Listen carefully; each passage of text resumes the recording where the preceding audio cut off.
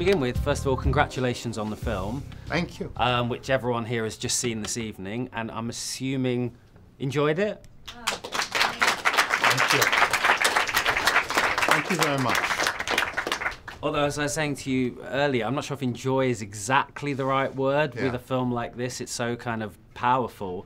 My first question really is, how did you get involved with this project? Well, how did it begin for you? It started in 2008, and I was invited to the screening of a film called Hunger, which, if you haven't seen, I would really encourage everyone to go take a look at it. It was made by the director, Steve McQueen, and at that time, the film had just come out.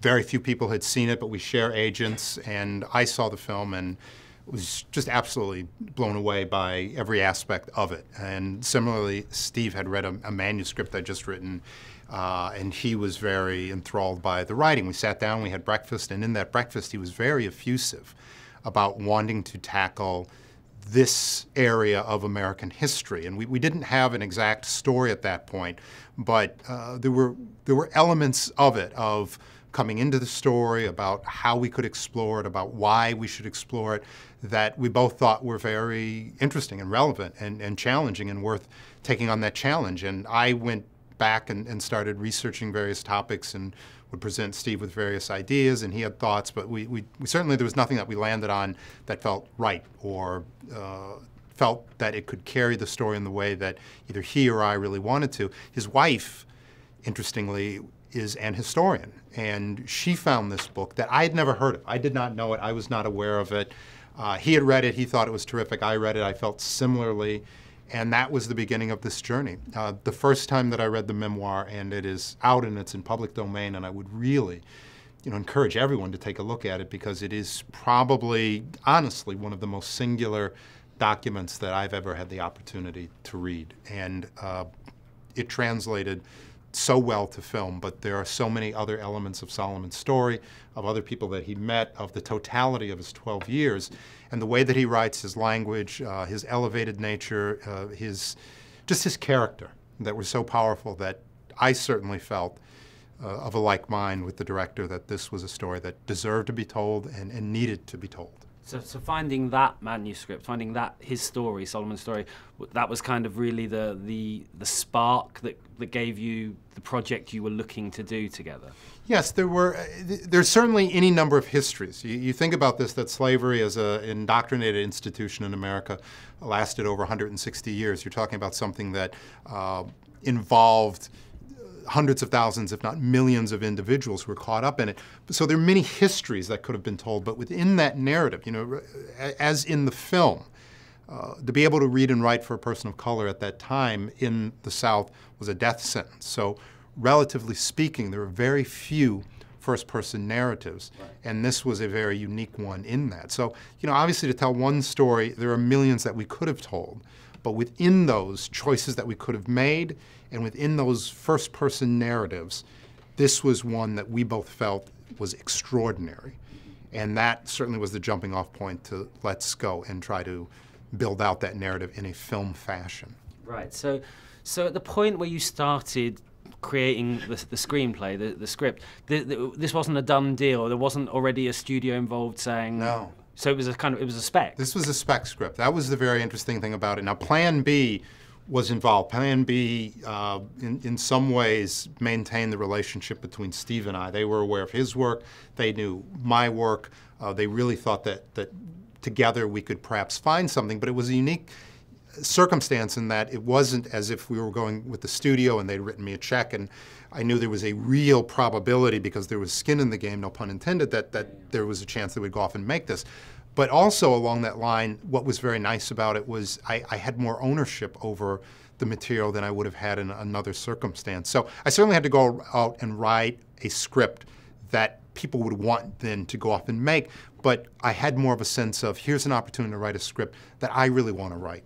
And it's not just, well, these folks paid me, and obviously I've got to please them. It was more, what's the script I want to write? I hope that I can please folks with it, but I have an opportunity to say the things that I want to do, build a script that I want to build, and then turn it into these individuals and see if I can get them on board.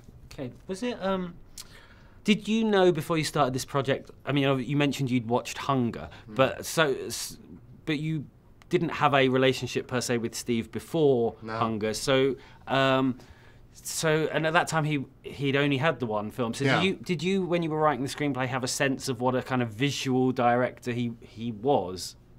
Yes and no. Hunger is it is such a fully realized film. And the language that he uses, and also Sean Bobbitt and Joe Walker, his longtime director of photography and editor, they have really worked together to create their own language of cinema. So when I sat down, I certainly, like anyone who sees that film, saw a lot of possibilities when you spend time talking to him, and I had, beyond that, an opportunity to get to know Sean and Joe. It was very easy to understand at that point how they approached film and how they approached storytelling. But it was interesting because in that space from the time that I met them, they went off and subsequent to that made the film Shame, and you could just feel this interesting groundswell around them and what they did and how they told stories. And that was very interesting because I think at that point we were far enough down the road with the script for this film that it didn't really alter that, but you could see other people coming to it and see other people on the outside going, oh my God, who are these folks? And to be a part of that at that point and to know that we were going to be next, it was very gratifying. And also, at some point, it becomes daunting because at that point, people have expectations. Even though a lot of people did not see that film, the people who saw those two films had a lot of expectations for what was going to be next. So you get to that tipping point from that sort of excitement of, oh wow, look, I bought low and I can sell high, to, oh my God, what is this stock really worth? You know, are there fundamentals underneath all of this? And certainly with those individuals and all of the people who were involved in this film, there were great fundamentals involved. Right. And what about, again, we talk a lot about, expectations, but particularly with the subject matter, did you feel a certain burden of responsibility to it, or certainly weight of expectation with a project of this nature, addressing, this isn't a cop movie, this is a movie about, American history? Did that in any way, create any difficulties or challenges for you as a writer, that kind of weight of responsibility? Not in terms of weight, and it's interesting you talk about a cop movie because in some ways, there's so many cop films, and I worked on a cop show for 4 or 5 years, and how do you do it differently? How do you do it in a way that is going to break through the fantastic films going back to Sidney Lumet and William Friedkin, that is going to be different or better or more unusual? When we started thinking about this, there just were so few examples of this kind of film. It was more that we weren't just thinking about American history, we were thinking about all of these really powerful films about human dynamic over the course of cinema and how do we fit in there. But for me, it was always going back to that source material. It was so strong and it was so evocative that if I could squeeze the emotional velocity that Solomon had into a 2-hour and 15-minute space, then things were going to take care of themselves. There was an emotional honesty, there was a historical accuracy that I wanted to nail, but it was never that sense of, oh my God, nobody's ever done this before, so I've got to do it in a unique way. It was, wow, no one has ever done this before. If we tried to be honest about what we're doing, I think that honesty was going to carry through, and I believe it has. Okay, yeah, fair point. What was, like any book that gets adapted, I'm guessing that Solomon's autobiography was not perfectly laid out in screenplay structure. So what were in those kind of technical terms, what were the challenges as a writer for you in taking what you read and turning it into, a vehicle that can be made into a movie? A really good question, because the structure in and of itself was not even something that I think that most readers would have an expectation of in 2013. Even extremely personal narratives at this point, we have an expectation of execution and how it should flow, and the reality that when a writer works with editors now, and even the most fantastic first-person narratives have probably been through a very specific editing process, and just those expectations for an audience are elevated. And Solomon wrote in a way that on one hand was very beautiful, was very natural, was very experiential, but in some ways was kind of a 12-year sprawl, and he would start in one place and jump back to another. Now it's interesting because you go back to the film and there are those moments where the narrative moves around and jumps a little bit, But coming into it, even though we had conversations about potentially being deconstructive, ultimately, for me, it was, does the narrative work at all in a linear fashion? If you go into it, do you understand what's happening? Can you follow it? Can you track those emotions? Rather than, let me sit down and try to be really tricky with people and flow this way and that way. Again, one of the things that was very fortunate for me was being able to spend time with the editor, Joe Walker, a little bit. And there was nothing, I think, in those conversations where we had to talk about, well, let's do this and let's do that. But being able to see his other work, you know, outside of Hunger, be able to get to know him as a person and get to just an idea of how he worked, that certainly was helpful for me in that sense of, you know, if I can nail this as a story, these gentlemen, these other individuals can go back and figure out when you're in the edit, where may these things lie? Where can we take them and move them? But I think one of the reasons that you can do that with a film like this, you look at the individual scenes, those moments, they're so well constructed in the cinematography, in the performances, just as scenes in and of themselves. Many of them you can lift and you can move around. Some of them, obviously, they're tied to the narrative and it just wouldn't work to move. But in those ones that are a little time out of line, those scenes, what they did with it, you know, outside of my work, was just so strong, it's so powerful. They do work as just individual slices that then allows you to move them here or there if the story, in their sense, in their mindset, if they feel that works, it definitely works. Was the initial screenplay long? Because it feels like a film that you'd have to cut and cut and cut to get to a running time. It was funny because in starting, you know, we've been very fortunate. We've been out now since October, and people are still interested in this film and talking about it. And I remember at one of these early Q&As, someone asked me how long the script was. And at this point in my career, I like to feel like a responsible individual, and because it was a spec script, and I know that, you know, again, I had the freedom to do a lot of things, but I knew I had to turn in a script that people would look at and go, yes, we could probably shoot this, and I knew what the budget would approximately be. So someone asked me early on, where did the script come in? And I just, being Mr. Responsible, I said, well, I know the script probably was a little long, but it was about maybe 130 pages. And for whatever reason, you know, I'd saved a bunch of emails on my computer and they disappeared, and for some reason they popped up again. And I started going through them, and I found the first email that I'd sent to the director when I turned in the script, and I said, oh, here's the script. It's a little bit long. It's about 157 pages, but we'll work it back from there. So it was long, yeah. But a lot of that length for me, going back to that script, was just in the description of things that had happened or why they happened, or talking about the Virginia reel, or talking about where violin strings came from. You don't just go to Guitar Center in 1841 and get violin strings. So there, you never know where people are going to come into a script. You never know how much time they're going to have, what their viewpoint is going to be, what their background is going to be. And I wanted to write something more than just the words on the page that was really going to be a Bible for individuals. So in that first pass, there were just, you know, going back to it, the first 3 pages of the script were spent on how you make violin strings in the 1840s. Right. And it was 3 pages, but I needed people to understand that out of a difficult process, something very beautiful occurs. And that life is very different. I mean, yeah, anybody would sit there and go, yeah, okay, life was different in 1841, but where do you really get violin? Violin strings are obviously very important to this story, but for anyone to come into it, I didn't want to be preachy or, oh, look how much I know, but, you know, have you thought about that? You know, what that process would be. And if people read that and take something away from it and go, oh, everything needs to be a little bit slower, everything needs to be more thoughtful, I thought that would be helpful. Yeah, yeah. And some of that had to fall away before we obviously went to the financiers with an overlong script, but things did survive. And again, for me as a writer, it's more than just, oh, here's your dialogue, goodbye. You know, here's some context. You know, for me, 3.5, 4 years, here are things that I took away. And I certainly feel like there were other people who took that and built and built and built and built something that was far richer, deeper than I could ever imagine. But part of that, I hope, was because of things that I did imagine and added into the script itself. So that's talking about adding things in. Let's talk about taking away.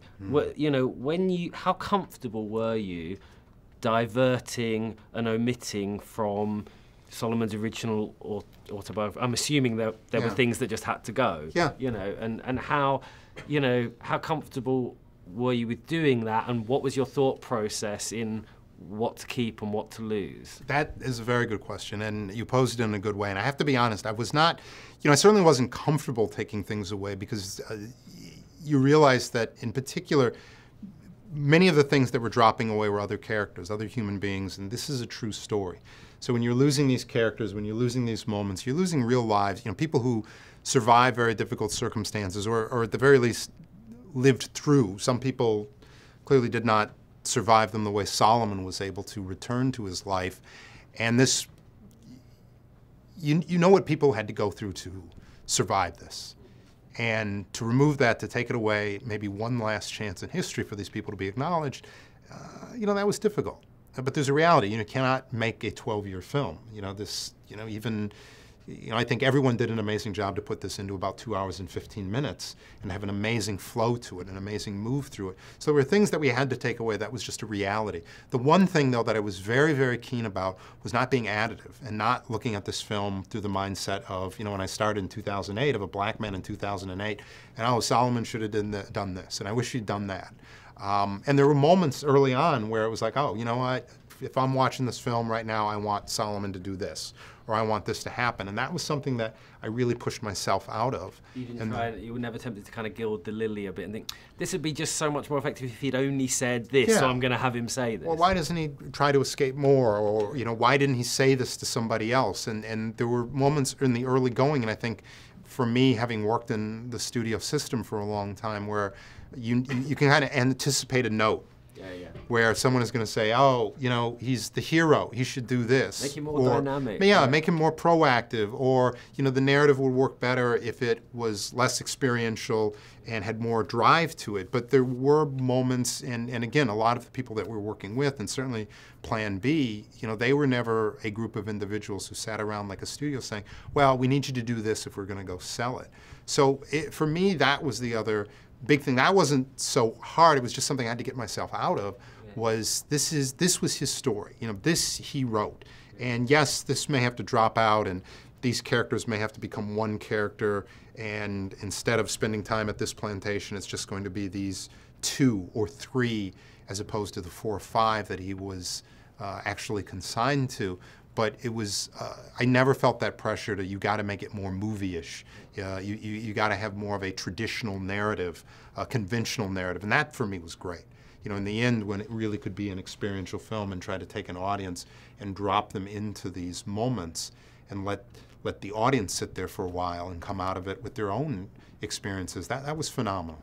So how do you make sure there's a consistent author's voice? Because there will be moments in that film that are lifted almost verbatim from his autobiography, and then there'll be moments that will be 100% your words, because they'll need to be. Yeah. And how do you make sure that for the audience, and just for the project's sort of integrity, that there's no, kind of slip between those two? How do you make that tone consistent? That's a writer. You try really hard. I mean, honestly, it was, I read the memoir for the first time, and you're blown away. You're blown away by the writing. You're blown away by the. Honestly, you read it and you think, well, this must have been made up. But there were court cases. There was documentation. Things that support the fact that this really happened. And then you go back and you start thinking about, okay, now how do I actually manage this? The language, the elevated language, the eloquent nature with which he spoke and wrote. The way that he would talk about things that were completely off screen. It is a very beautiful film, even though it is very stark in places. But Solomon talked about the beauty of the area that he was around, the geography. So it was very difficult because, yes, as you say, there were moments where you could take dialogue wholesale and, fine, we'll just put this there. Maybe we have to cut a little bit of it, but that's going to go there. That's fine. There are other places where he would describe things, maybe not so much dialogue, but, okay, I can kind of match that up. I know where I'm going. There are other places like that scene with Alfred Woodard, the Mistress Shaw scene. That was just a line in the book. That was just a line, but it was such a powerful moment in what he was saying and that concept of that one day a week where these individuals would have off and what they would do and what they would talk about. That was a scene for me in particular where, after, again, it was 3.5 years of work on this, but if it didn't match what else was going on, it would have been so easy for people to look at that and go, well, that you know, that's 2008. You know, that's anachronistic, it's incorrect, it doesn't fit everything else. So I mean it sincerely. It was just a lot of working and rewriting and researching and finding other documents of that era and trying to get to a point where I could really feel like in those places where I'm now really walking away from that narrative, can I do it and put it up there and make it absolutely seamless, absolutely seamless. Now, when we watch the film, there are a number of times where the director chooses to focus on I don't know how to put this simply. Sometimes he'll focus on a detail rather than a reaction, where we are as an audience, you know, to take an example, there's a moment in the film that in any screenplay you'd be the kind of all is lost moment, where kind of, you know, he's written the letter, he's been betrayed, he burns the letter. Now, in nearly any Hollywood film, as he burns the letter, the script would say, tie on Solomon, and we'd see his quivering, we'd see his kind of broken, all hope is lost. But instead, in this film, we watch the embers of the paper burn. We see it all, and it's very poetic, and it's beautiful. But how often did you see scenes that kind of you may have written one way, and then when you saw them, how they were executed, it's like, wow, that is not how I expected that to look? Or I would say almost every single scene in the film, and I mean that in a very good way. You know, people sometimes they'll look at a script and they'll say to the writer, oh, you know, I saw your script and, you know, they changed a lot. And for me as a screenwriter, I think you want people to change. You don't want to go and see the script exactly the way it was rendered and put that up on screen. You want that depth of storytelling and see the moments that the actors find, things that I could have sat forever and not have thought of, things that Sean, the DP, found that there's no way I could have thought of, things that the editor found. And there are any number of moments like that, up and down, where you just go, oh, that's absolutely beautiful. And there's certainly moments in the screenplay where I may have indicated this or that. I tried to not be didactic with, okay, let's make sure we cut and land on Solomon's face here. But again, I think that was just a benefit of spending time with so many people who were involved in the film and not feeling like I needed to, I wanted to, I had to try to dictate what was going on. But also, it's just, this was a very unique experience. And there's some times where you feel like you want to indicate a little bit more with this script. You know, may I suggest you might want to do that? I never had that feeling. And I think, again, there was so much communication going on that I could concentrate on the things that were important to me, whether they may not have been important to other people later on. But ultimately, because of that communication, people saw what I was hoping to do, and then could either take that and build off of it. But I have to be honest with you, in terms of their respect for the dialogue, for things that were going on, the respect was there where it needed to be, and the divergence was there where it deserved to be. Okay. There's inevitably a thrill for any writer, however experienced, when you see what you've created on the page turned into actual motion picture images, and you know, it's a fantastic alchemy from page to screen. Is there anything, I'm just curious, when you saw the film for the first time, was there any specific moment or scene or that particularly blew you away? Went, wow, you know, to go from this to that, that's just, was there any? You know, and again, I mean this sincerely. I could go through almost the entire film. Big things, small things that weren't in the script. You know, the moment where Lupita's character is making the little husk dolls, you know, that was not in the script. And I've had the opportunity to hear where she got that from and where it came from. And it was really, you know, there's a beautiful connectivity of things that she saw, that she wanted to explore, that then they found, that not only did they find it, but then the way they chose to shoot it. I've had the opportunity to see it fully with audiences now about 4 or 5 times, which is different than seeing it alone or seeing it in parts. And there are, you know, on the first time you see it, of course, it's all about the words. It's all about the words. Then, you know, the second time you see it, you move away from that, and it's all about this or that. And even now, there's a moment in a scene where something happens that someone has told me about that I've never caught, and I have not yet. I don't want to go and just pop in a screener and go, okay, where's that thing that I didn't see? You know, I want to see it with an audience and get that moment. But the fact that, you know, people, you know, the big thing now is 3D filmmaking. You know, 3D, everything's got to be 3D. There's so many dimensions in this film, and so many things that were added, and just even being down on the set when they talk about how they did the cotton. And it's one thing, you know, I was shooting a film in England, and I wasn't able to I was only on the set for a couple of days. And so they went through how we did the cotton and all that, and it was like, oh, okay, that sounds good. I can't wait to see that. And then you see it, and you're like, wow, Jesus, it was not CGI. And the fact that you did not do that CGI and how you chose to do it, and also how it put people in the mindset. When a crew goes out, and these are the hardest working folks in show business, in Louisiana, in the middle of summer, and plant the cotton that they're going to plant for the film. And everybody comes back and goes, Jesus Christ, we were worn out from a day of that. We can only imagine what days on end with no end in sight was like. There's a value in that, to doing things in a real manner and understanding that and coming back from that and having everybody on the crew invested in that. So when I see the film, again and again and again, I could tell you a scene today, and there's certainly scenes that you would expect that I would think are amazing. There are other scenes that are just small and minor that I go, oh, that's interesting, they did it that way. But, not trying to be disingenuous or dodgy, almost every scene is just, it blows me away. That's great. What, 12 Years a Slave is very much in what they call the award space now, which is, I'm guessing a pretty nice experience. How are you finding that? Just the experience of this film that's, taken on a life beyond its theatricals. It's being talked about. It's going to be talked about for many months to come. Some are saying it's a front runner.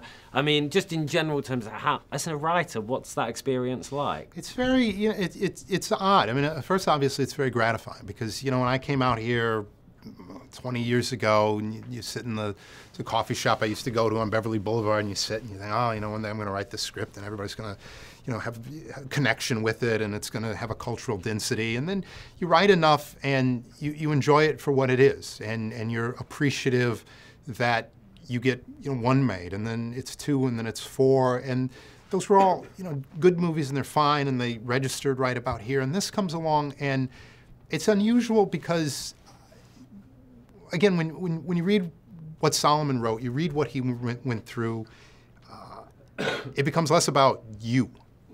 And I think had it been a different script in a different place, in a different time, and I'd approach it in a different way, I would feel very different. But I think about what he went through to be able to honestly, to tell this story.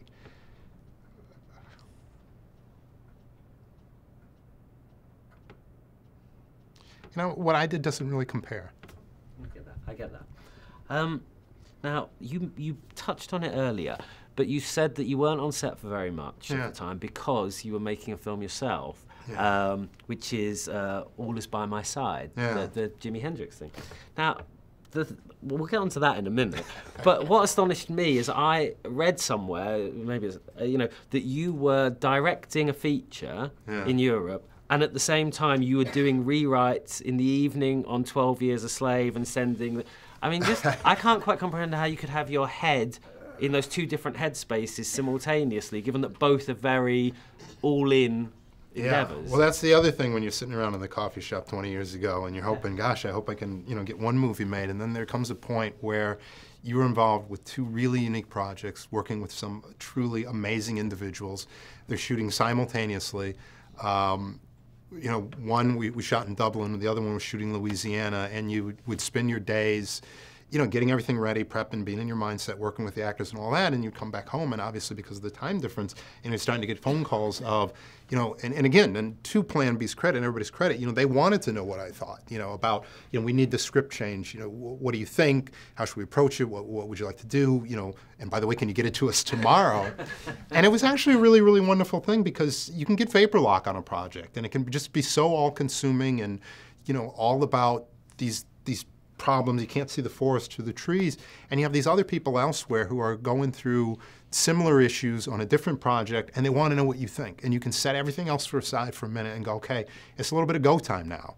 And what would I do, and how can I approach that? And one I was directing, one I'd written and directed, and the other one I was strictly the writer. So it was nice. Let me go back and write for a minute. Let me be the writer. How would a writer go after this? And then you wake up in the morning and go, okay, I'm done with writing. Now let me go work on this as a director. It was, it has been a very, 2013 was an amazing year, and I was very blessed. And I never looked at any of this as a burden or a problem or, God, I wish this would stop. It was, this is a moment that myself and a lot of people that have chosen to be with me and be in my life, have worked towards. And I just enjoyed every moment of it. And again, I could not have done it without the cast that I had, the crew that I had, and people who were willing to work all day, every day, to put me in a place where I could concentrate on either or. And people knew that I had this other thing going on. They're amazingly supportive. And okay, we've got your day worked out. You go worry about your night, and then come in tomorrow as fresh as you can be, and let's work on that. Wow. You know, looking back at your career, I mean, I don't know how many of the audience are aware of this, but you have written, you know, you've written novels, you've written graphic novels, you've worked on sitcoms, you've worked on hour-long dramas, you've done animated shows, you've directed features, written features. It seems like a remarkably diverse body of work as much as anything else. Yeah. How did you end up doing so many different types of work? Honestly, I love to write. I love to write, and I love to be writing. And I whether it's a trait or a disease, I don't feel correct if I'm not writing. And before we were talking, I was sitting over here writing. I was, writing on the way over. I'm going to go home. And so for me, I mean, let's say it's hard for anyone in entertainment. It's hard for anyone. And if you're an other, it becomes exponentially more difficult. And I was never gonna just, gosh, I hope one day somebody allows me to do this. Somebody told me a long time ago, I wish I had thought of this line, I did not, is that, you don't need Hollywood's permission to go off and do something.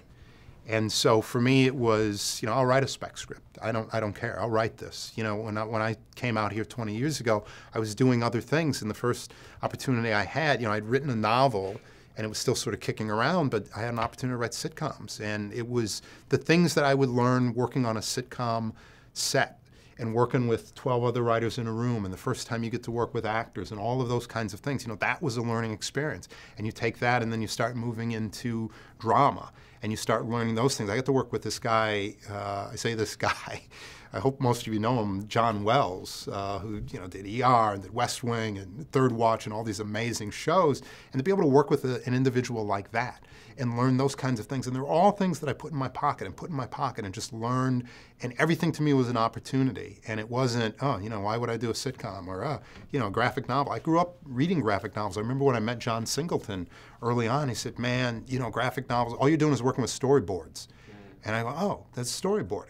So working in that space and working in that environment. And you do that for a while, and after a while, it's not, oh, this job or that job. It's a career, and it's a resume, and all these things that I learned.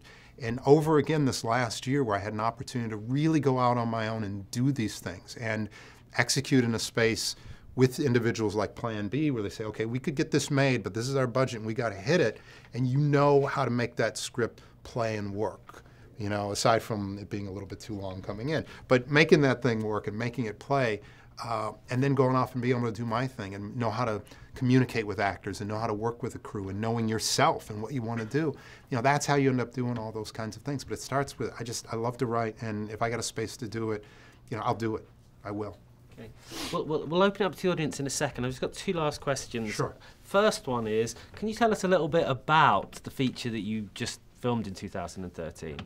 Yeah, it's a film that's called All Is By My Side. It's about a very particular year in the life of Jimi Hendrix. And it stars Andre Benjamin as Jimi Hendrix, Imogen Poots is in it, Haley Atwell, really terrific cast from the UK.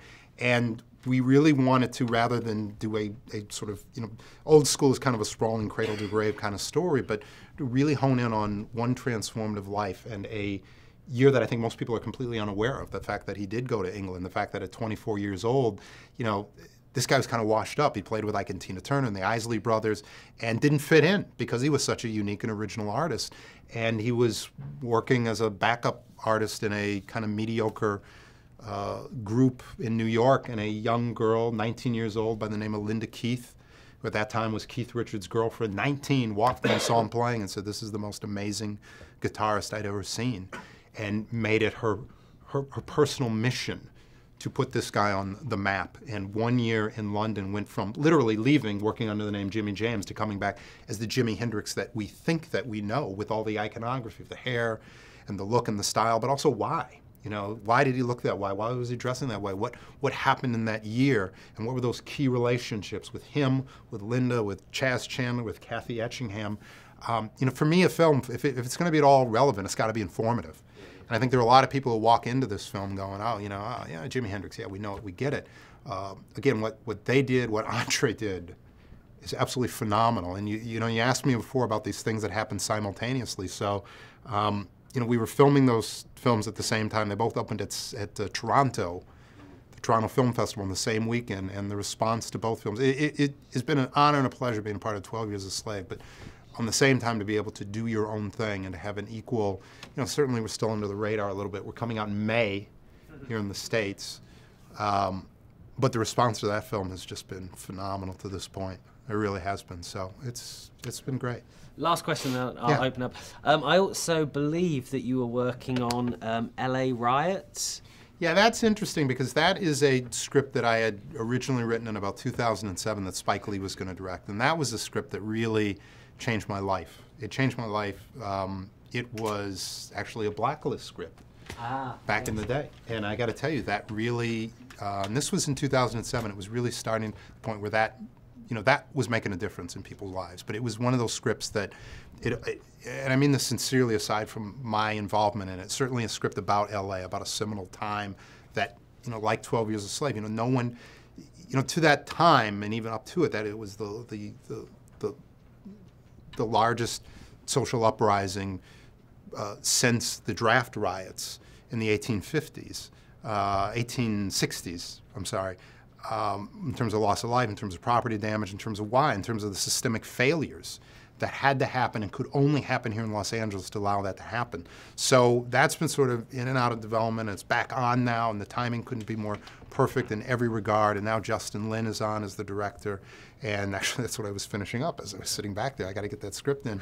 But it has been a very interesting journey with that. And that was a script because of the protection that I had as a writer and the level that I was working at. You know, that was the script that got me Red Tails, and those two things got me, you know, 12 Years a Slave, and that then came into All Is by My Side. So there's just been this, you know, this quiet growth over the last few years. I just sort of changed direction with my life and said, what are the things that I would do, not necessarily for money, but because I feel very connected to that story matter. And it's just very ironic that that script that I wrote at that time that never quite got made, that ended up on the Blacklist, that people just talked about and talked about. Jeremy Kleiner at Plan B had read that script, and that was part of the reason that he wanted me to sit down with Steve McQueen, was that this thing, if you can do this again, this is what we would like you to do. So I'm very excited for that and for the future, but what happened with that and what I was able to do and how it was recognized early on made a huge difference, and part of the reason I'm sitting here right now.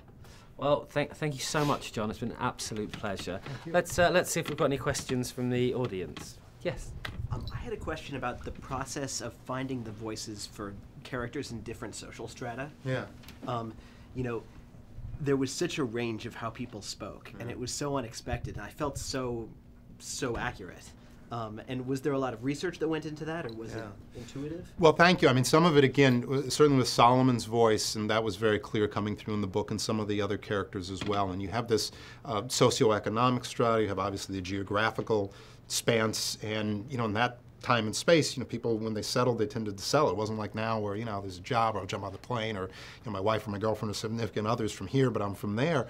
So there was a lot of trying to be as accurate as possible in terms of transposing what was already on the page, but then taking myself back. You know, this was, the time and place was between 1841 and 1853, so clearly that was out of my range, and I would try to read things that represented a little bit more of the common language. You know, if you read literature at that time, it was for people who read, and if you read a lot of plays, that was for people who tended to obviously go to the theater. But one thing that I found that was very, very helpful was newspapers, because they tended to be very region-specific, and even though the language might be elevated, they had to reach their readers. That was very, very important. And within that, the thing that I discovered that was really helpful was shipping news. Shipping news was great because that was, you know, that was basically your big sell to all the individuals. So in some regions, people would try to be very effusive and very flowery in their language to get you to buy and come in and do this. Other places, they're very straightforward. There was a lot of merchant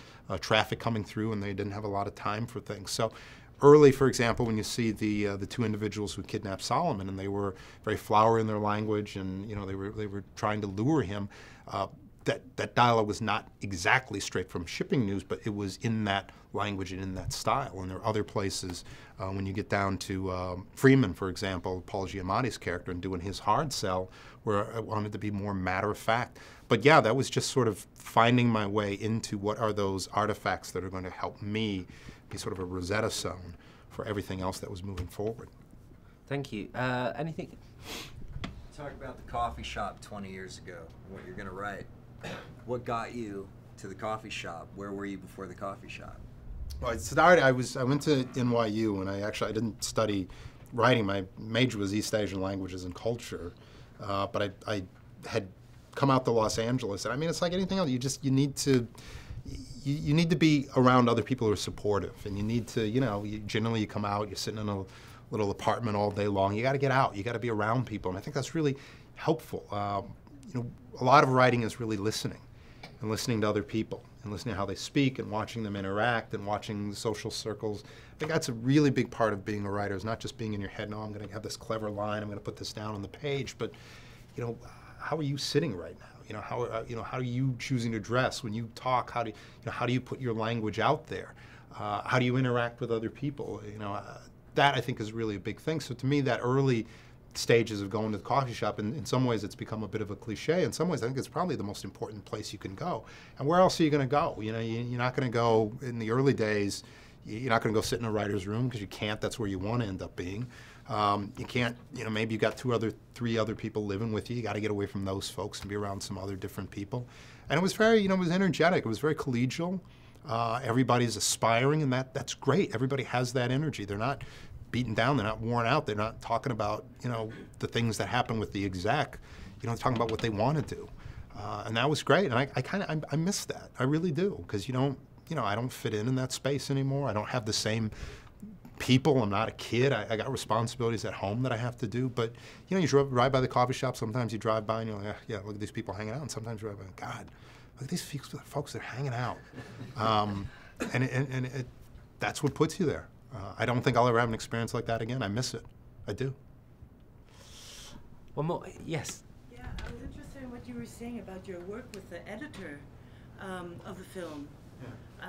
I'd never heard that really, of a script writer before the film is shot, go sit down with the editor. Can you explain a little bit? Did you arrive with the script, have him read it, and you talk to him about what do you think about it? Where do you think you're going to cut? Or can I go further in that? Oh, part of it, again, it wasn't that we talked about anything really, really specific, like let's do this or let's do that. It was Joe Walker's the editor, and I knew I was getting ready to go off to do the film that I was going to direct, and I'd seen some other things that he'd done. In particular, he did this film, Michael Caine, called Harry Brown, which is just, again, it's funny you talk about these cop show kind of things. It's not a straight cop show, but it's, you look at it and then go, oh, it's Death Wish. I've seen Death Wish. It's not. And you look at a film like that and you go, I just need to talk to this individual. I need to get to know him. I want to know how he thinks and his approach. And going back to your question also about different spaces where I worked in television and sitcom, a big part of, for writing, is understanding editing, is understanding cinematography. Not that I can do it, because I will never be a cinematographer, I will never be an editor, but understanding those phases of filmmaking. So for me, when Joe, he had read, obviously, 12, well, I shouldn't say obviously, but because he'd worked with the director so much, he'd been exposed to 12 years, and he was on board to do that, and I had asked him to read All Is By My Side. And he was here, and I wanted to meet him and talk to him, and talk to him about Harry Brown, and talk to him about choices that he made and the why of it all. So it wasn't even so much about let's sit and talk and figure out this film, because I think you can get ahead of yourself a little bit. Let's have you guys go off and shoot it and figure that out. But it was immensely helpful to me to just put a face with the work, to put a personality with the work. The same with Sean, and again, working in television, these folks week in and week out. And you get an opportunity to understand where they're coming from, and they get an opportunity to understand where you're coming from and build up that shorthand. So that, to me, was very, very helpful. And again, just knowing editors and knowing, you see things in a film and you go, why? It's great to be able to actually sit down with somebody and go, oh, why? Why did you do that? Whether you liked it or disliked it, it's great to really have an understanding of what they were trying to accomplish and achieve. Well, John, I'd love to, thank you so much. I've loved this conversation. Thank you so much for your time. John Ridley, everyone.